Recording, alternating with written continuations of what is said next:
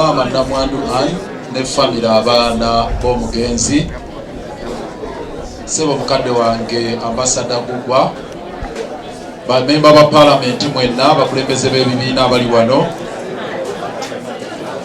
baganda bange ne bannyinaze aba art industry mu biti eby'enjawulo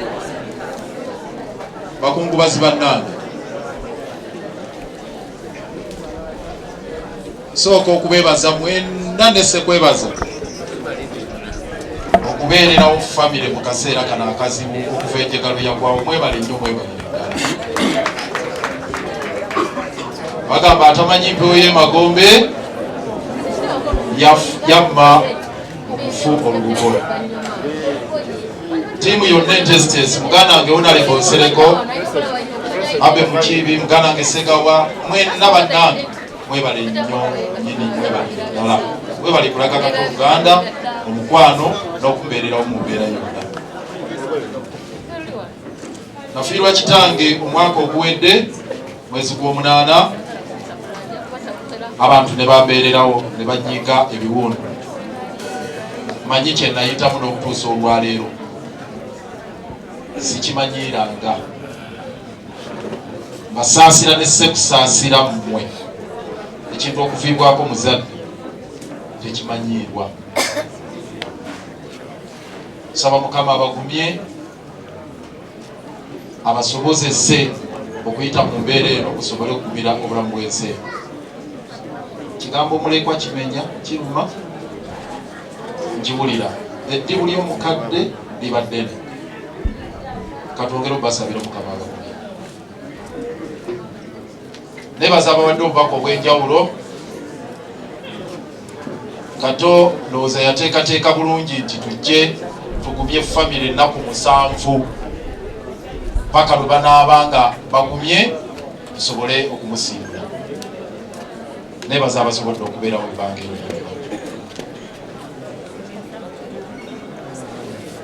Bigambo bingi tuzze tubyogera okufa Katulo yafa sijja kubiddamu naye muzikiriza ekigambo kimu no bigambo bibiri byokka.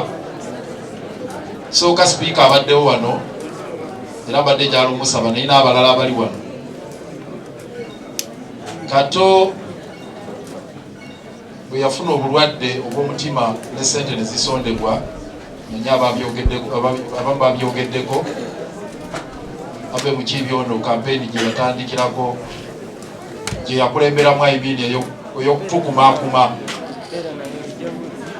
Kato n'atambula amalwaliro ag'enjawulo.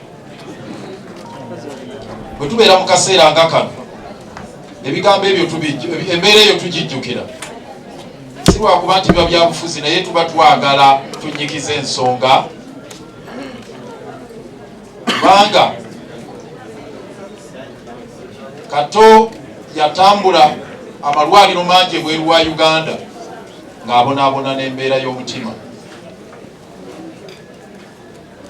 era wakati mukubalaata ne muteekawo embeera eya human abono buli Katulo yabeeranga mu mbeera ezadduka amwijjukiza nti Kato omutima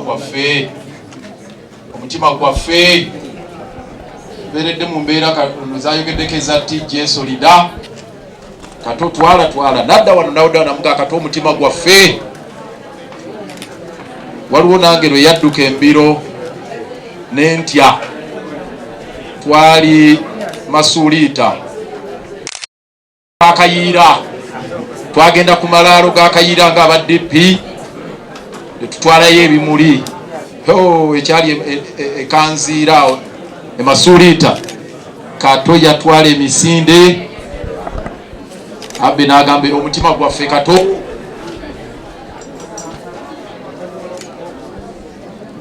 Omutima baguyimba naye kyetulina okufumiitiriza ku ekyo kwe kuba nti mu Uganda n'okutuusa olwaleero okukola heart surgery kizibu kiruma. Mwabali wano njagala okutegeeza okuga nti olina obulwadde obw'omutima ebiranga death sentence era obeera okusaba busabi So kinkoze bubi nti speaker agenze obubaka buno mbadde njagala obbungu.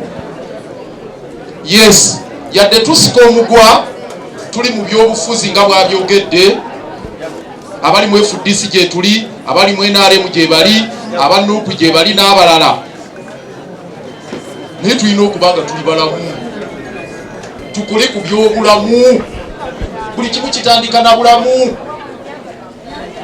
Honorable Nsereko, Honorable Kalwanga, bamemba ba parliament, Honorable Sise n'abalala, njagala mumpulirize emmeeza muzirinyeko ku parliament ensonga y'obulamu.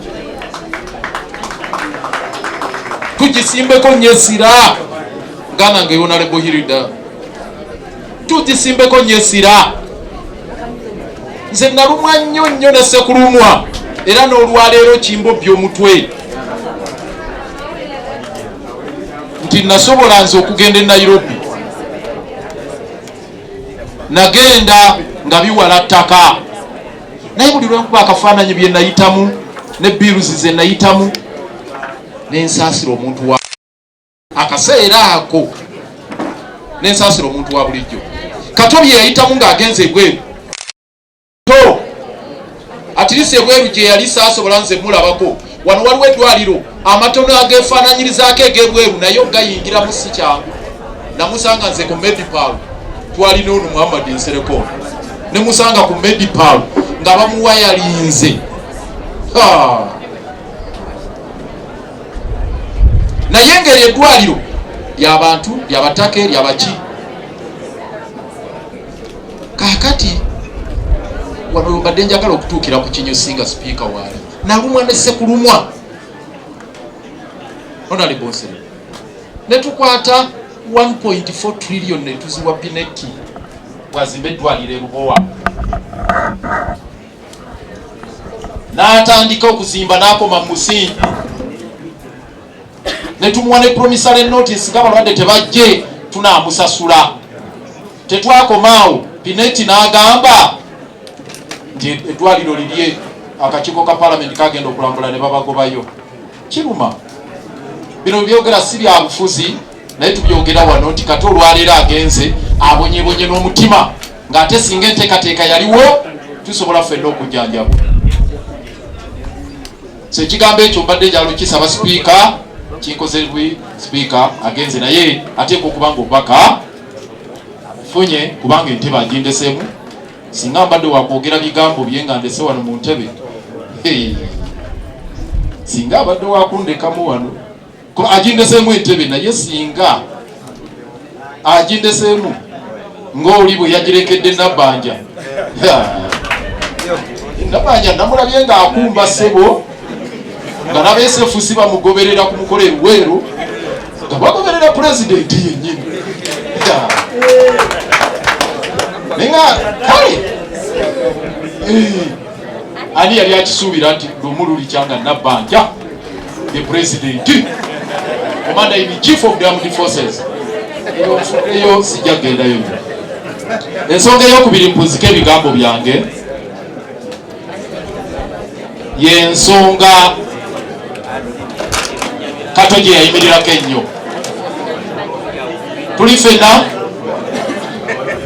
ensonga Kato gye yayimirirako ennyo, ensonga ya federo.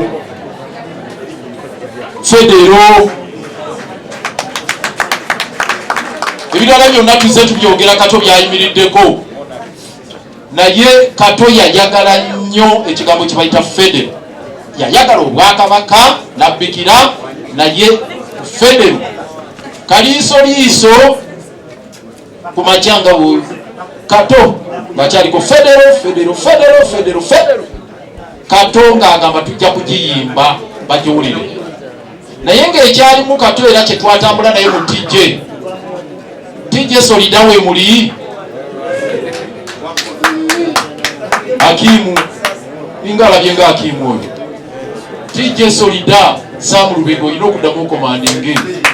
Yes, ndaba Lusembo Musa mumyuka wange Sam n'abalala twatambula ne Kato mu tijje, naye nga Kato atunulira ekigambo ky'obwenkanya mu Uganda eyawamu. nti Uganda tulina emyaka 61 kati okuva 1962 tuwezeze emyaka 61 naye tukyaguluba n'ekigambo ekigamba omugabo gwaffe wa mu Uganda eyawamu. Ekyo nakyo badde njagala kigamba speaker wano Agenze n'atugamba tetwagaliza, tweyagala ffenna omugabo nga gwawamu. Toyinza gamba nti ab'ebweru balye nomma ababo, kyo tekisoboka. Naye olwaleero tuli mu Uganda, olwaleero abamu nga tulinga emmomboze. Ekyo Kato yakiremerako nnyo. Kyegugwa kinnuma ne Ssekuluma yenna yadde okyogedde nti oli ambasada oli ki, naye njagala okutegeeza sikakasa ononsonyiwa okukyogera. Zingenda nentuula ku siteholo nendamu nenebuuza nti naye obuyinza mbulina wano. Kyekagugu gambye ensi olina 7 naye ojja kutuulayo eyo tonagendayo. Kankusabire obuyinza obe nabwo, kankusabire.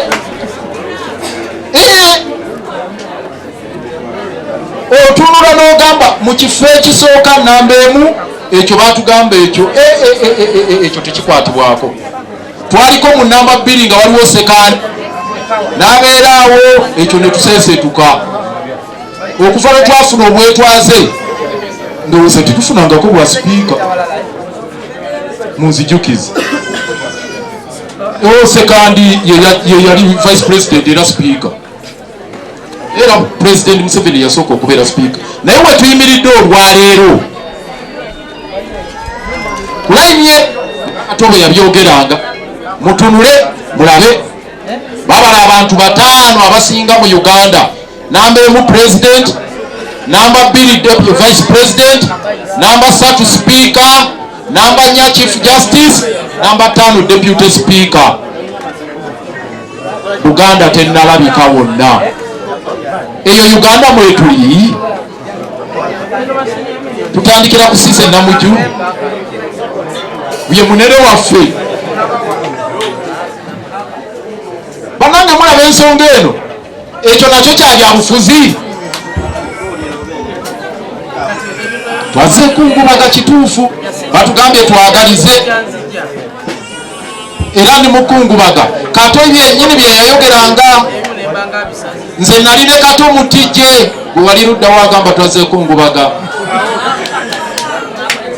Wali ludda wanga tubonaabona ne Kato mu mbeera zonna, namufuula member wa parliament.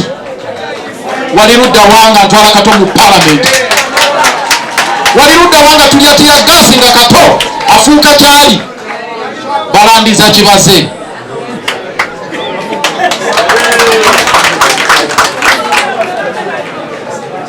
Ffe tulina ennaku ku mutima era tukungubaga. Bwe njogera Kato njogera okuva ku ntobo y'omutima gwange. Kato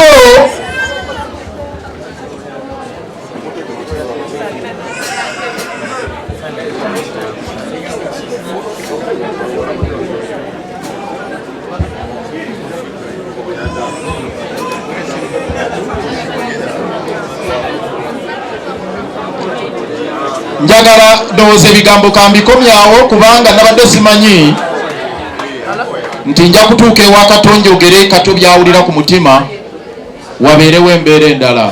Ensi eno ffe twakkiriza tujja kubeera mu buwambe. Ewa Kato mbadde manyi nja kufunirawo eddoboozi njogere. Ewalala sisobola kwogererayo, ne ndowooza nti bwe najja ewa Kato nja kujja mu bange bampulirize. Mukama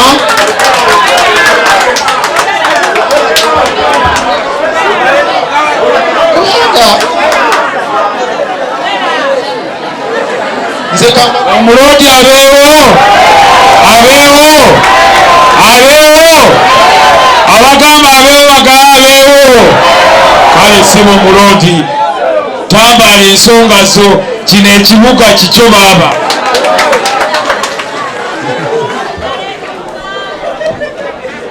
Singa mbadde Kambabuulire mmwe njagala kuzinga ebigambo byange nze maawe. Ensi eno etudde ku busungu bungi. Nze gwe mulaba za ddembe naye waliwo abatogeza ddembe, waliwo abanyiivu n'okunsinga. Naye eggwanga lino bwe munaayagala muli suffocating nti omuntu aleme kwogera nsonga ziri ku mutima, Mukama Katonda nalabye agisa eddunga ng'alaajana, naye ani atamanyi Sseddunga eyatambuza olutalo? Waliwo entaana Bwaguga gye balaze obuwanga 14 n'abuuza nti mumbuulireyo ligyoni emu gye bateekamu omuwanga. Ffenna twagala eggwanga lino. Nze sirina lutalo kuba amawanga malala, ndi nationalist, naye njogera Kato kye yali akkiririzaamu. Olutalo olwalwanirwa wano tufunye obwenkanya mu ggwanga lyaffe, ekyo Kato kye yali akkiririzaamu. As simple as that. Sirina gwe njagala kulumba, sirina gwe njagaliza, naye eggwanga mumanye nti ffenna tulirinamu ki omugabo. Ate bano abasika ffe n'okutwala n'okwata bano abaana obasibye okoze biki, ebyo ebintu ebyo mubyegendereze. Kankomaawo naye nga sinava waggulu, munzikirize empeeyo olubugo lutono. Nga bwe nabagambye nti mu kitongole buli omu awa kusinziira ku buyinza bw'alina. Sipiika bw'abadde ava mu Parliament azze n'obukadde bumeka? 10. Nange obuyinza obutono bwe nnina mu City Hall at least nvuddeyo n'obukadde 2. Naye nga nkyagenda mu maaso n'okwongera okuzoganya munda ndabe nti zino zikyali ntono. Kato tulina okumulabirira abaana, tulina okontributinga ku byonna bye boogedde. Sebo abe kitukakatako okulaba titutambuza okuziika kwa Kato. Tugenda kukola kyonna ekisoboka.